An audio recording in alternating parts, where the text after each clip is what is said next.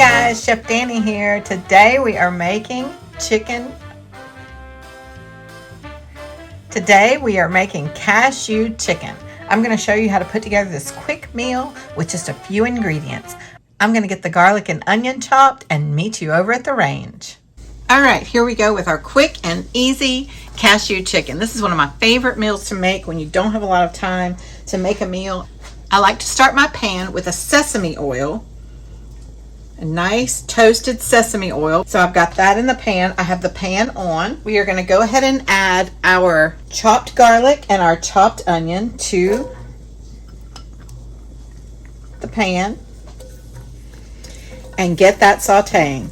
Now I have some chicken breast that I partially thawed, and I sliced them really thin while they were still a little bit frozen. So they're still a little frozen when they're going in the pan, but that's fine. A lot of times when you rush home from work, there's not a lot of time to thaw things out, so this meal works perfectly for that.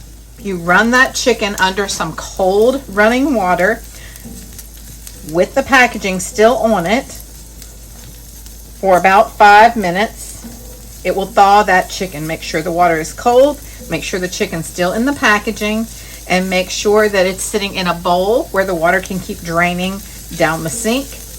That's how we thaw things in the restaurant. That's the perfect way to thaw things when you forget to take the chicken out and you're coming home to cook dinner. I'm going to go ahead and put the chicken in here, and as I said, I sliced it thin. Sometimes it actually helps if the chicken is still slightly frozen because it's easier to slice. I always wear a glove on one hand when I'm slicing chicken, even at home, because I don't want to touch the chicken and then touch my faucet on my sink or touch anything else in the kitchen, because I can contaminate my kitchen that way. So I've cut it into thin pieces because we want to cook this fast. Remember, I said this is a quick meal. Anytime we start to cook meat, we want to make sure and season that meat as it's raw. We cannot season the meat once it's cooked. It's almost impossible to get a good flavor in there then. So we want to make sure that we season it now while it's raw. So we're going to do salt and pepper.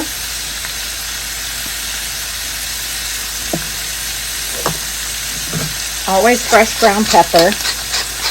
The pepper that you buy in the store that's pre-ground, we don't know how long it's been ground, and it just loses its flavor. It's not bad for you to eat. You're just not going to get the great flavor from pepper, and I love the flavor of good pepper. So salt and pepper, and of course we're going to do the secret seasoning. I have my water on in the other pot. I'm making jasmine rice to go with this.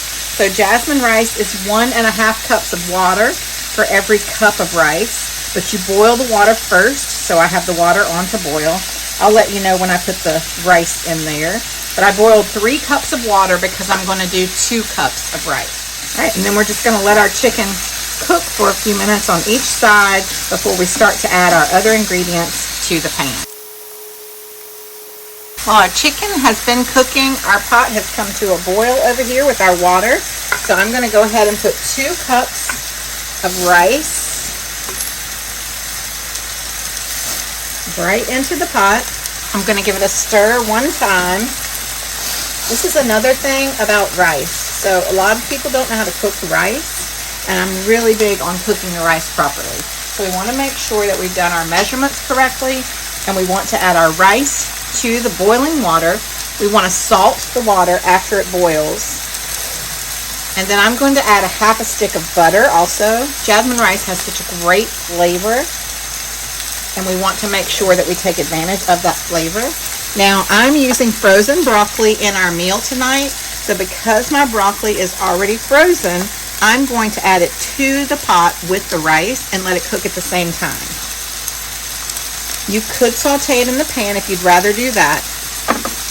Okay, we're going to cover this pot and we're going to put it on a medium heat, and we're not going to look at it for 12 minutes. So I'm going to set a timer, 12 minutes, and it'll let us know when our rice is done. In the meantime, our chicken is ready to flip.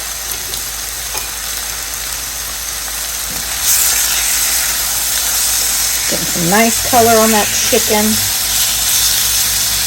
All of that that's building up on the bottom of the pan, that's called fond, and we are fond of fond. That is flavor. We want to deglaze the pan in just a minute, but right now I've got to get the other side of the chicken kind of browned off a little bit. Definitely don't want to serve undercooked chicken.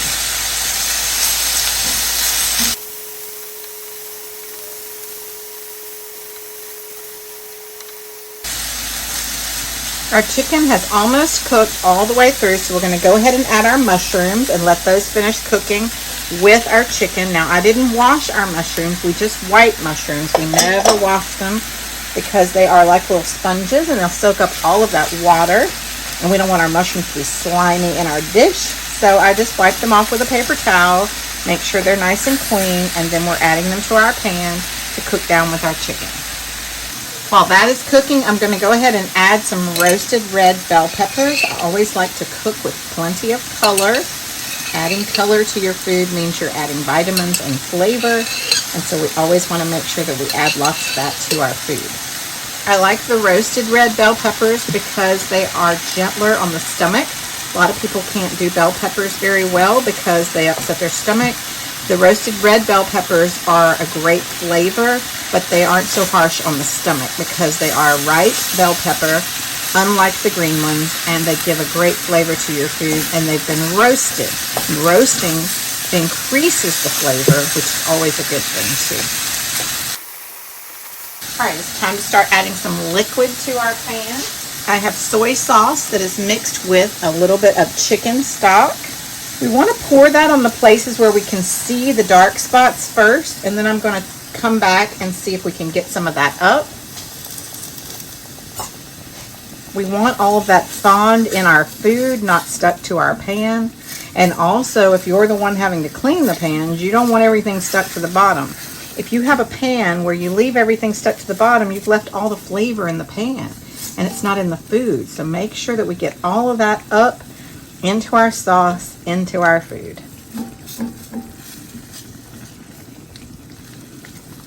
Okay, I'm going to add the rest now. We're going to let that simmer and cook for just a minute. And then I'm going to use cornstarch to thicken up this sauce. We're going to add a tablespoon of cornstarch, and I'll add about a tablespoon of chicken stock to it to thin it down, and that's what we'll use to thicken our sauce.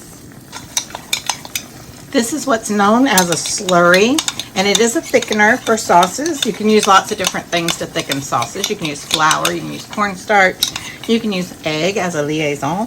You could actually have taken some of the broth from here to make this, but I like to add a little extra because you're going to see how fast this thickens up in this pan. So I'm going to go ahead and pour this in, and we're going to let that sauce start to thicken up. And it happens pretty quickly. Now, if you get your sauce too thick, don't worry, we can thin it down with some chicken stock because that's what we've already put in it.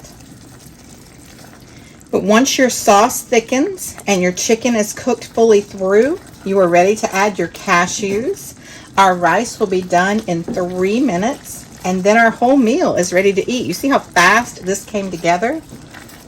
It's an incredibly easy meal. It's delicious. It's full of great things for your family, not full of fat. All right, it's time for the cashews. These are salted cashews, and I'm just going to add them straight to the pan. Now, we don't want to add them too early. We want to add them at the last minute.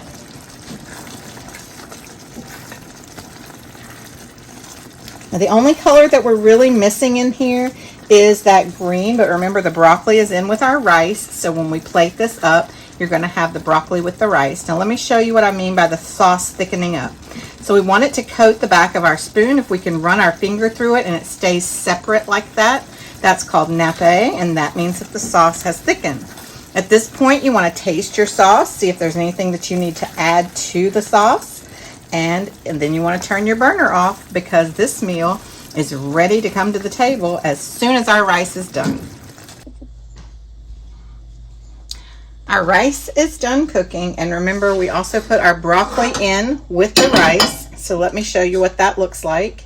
It steams the broccoli as it cooks the rice, and so it's easy to cook it that way, especially if you're doing frozen broccoli. So I'm going to show you how I would put this together real quick. If you liked this video, you'll probably like some of my other videos So please check those out. Make sure you click that subscribe button and that notification bell so you always know when we have new videos coming up. Join us on our Patreon page for some special VIP videos that we don't show here. You get access to them first on the Patreon page. We would love to have you as a Patreon. So you see I put the rice down on the bottom, and then I'm just going to take my cashew chicken and I'm going to put it right over that rice. Make sure I get some of that delicious sauce and the cashews, and what a great, easy, healthy meal for your family. Enjoy!